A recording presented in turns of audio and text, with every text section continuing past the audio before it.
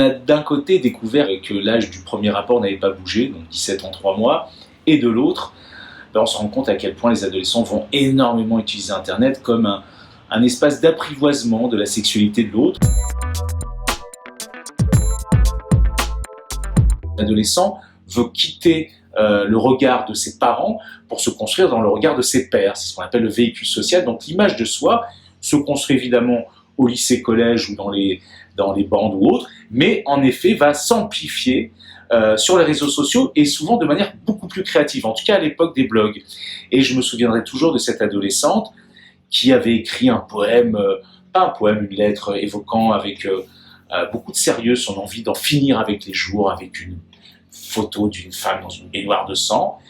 Elle m'avait répondu en disant « Mais vous savez, il ne faut pas s'inquiéter plus que ça, grâce à cet article, j'ai eu 3000 clics, 4000 commentaires, mais j'ai pas du tout envie de mourir. » Et là, j'ai repensé finalement que tout adolescent peut passer par cette phase qui est celle de l'esthétique de la souffrance adolescente, le jeune Werther Rimbaud.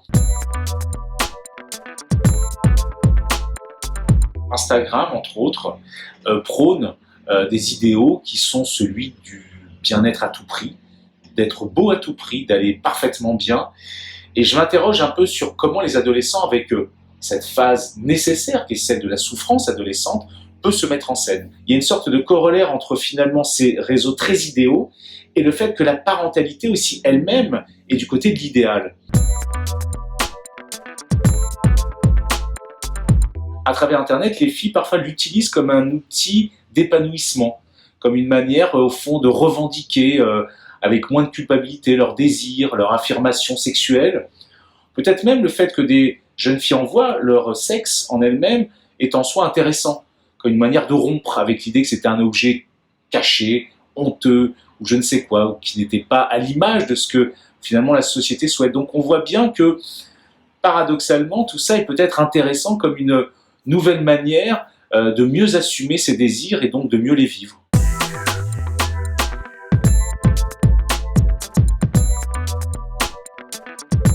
Je me suis retrouvé avec des enfants et des adolescents qui finalement avaient un système de défense tellement verrouillé qu'on ne pouvait pas jouer le jeu de la psychothérapie.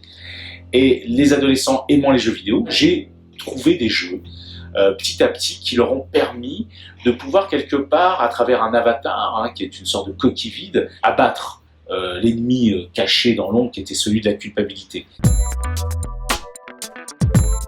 Un adolescent très mutique, qui allait très mal, dont le corps était recouvert à 60% d'eczéma, avec ce que ça impliquait comme grattage, etc. Et puis, j'avais à l'époque pas mal de jeux, et je lui ai dit de choisir par hasard un jeu, et puis il a choisi un jeu qui s'appelle Burnout Revenge, qui est un jeu où vous incarnez une voiture et vous devez faire des accidents les plus impressionnants possibles. Et c'était très intéressant de voir qu'en 6 mois, il parlait peu, mais il jouait de manière incroyable, il y a une sorte de virtuosité, et dans une sorte d'attention conjointe, je le félicitais, on regardait ensemble cet écran, et au bout de 6 mois, son eczéma a disparu. Ça a été très impressionnant, j'ai mis très longtemps à comprendre que finalement, le jeu vidéo est une sorte de narration sensorielle, que la voiture c'était lui, et qu'il devait se frotter, se gratter quelque part aux autres carrosseries pour les éjecter. Et comme vous le savez, souvent les symptômes psychosomatiques, c'est un retournement des pulsions agressives contre son corps propre.